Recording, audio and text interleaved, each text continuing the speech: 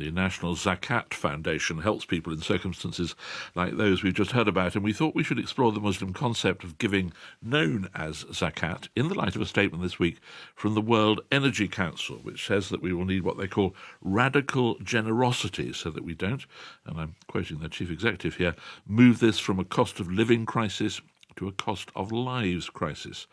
Dr. Sohail Hanif is the chief executive of the National Zakat Foundation. Good morning. Good morning, Ed. And before we talk about the concept, can you just tell me how requests for assistance to you are running at the moment? Yeah, so we operate an online service which people can access support throughout the United Kingdom. We offer help in hardship grants, housing, support for getting into work, support with education. And we've definitely seen a spike this year, starting in October of last year. And so January of this year in 2022, we had about 90% increase in applications over January of the previous year. In April, in the month of Ramadan, we were getting about 3 applications an hour.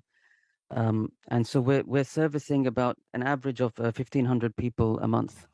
All right, tell us how we should understand zakat.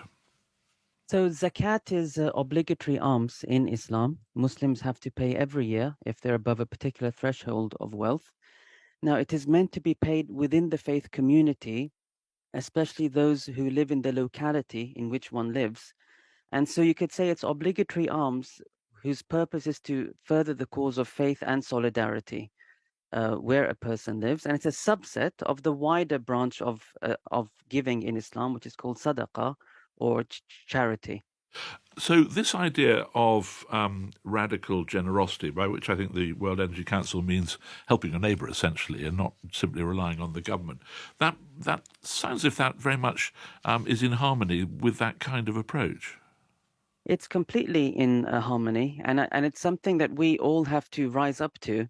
What we saw in the pandemic recently was ultimately what happened was the rise of communities. Faith centers, mosques, churches, various forms of community drives really came together to help people through a very difficult period. And we're finding ourselves really entering an even more challenging period now. And while lobbying and other forms of requesting support from government is absolutely essential, what we ultimately know, what we can offer each other is our own support. And so the need for communities to rise up is of the most pressing needs in this time. And it's exactly what the National Zakat Foundation is working towards within the Muslim faith community. You told us that there is an increased demand on your services. Has giving increased too?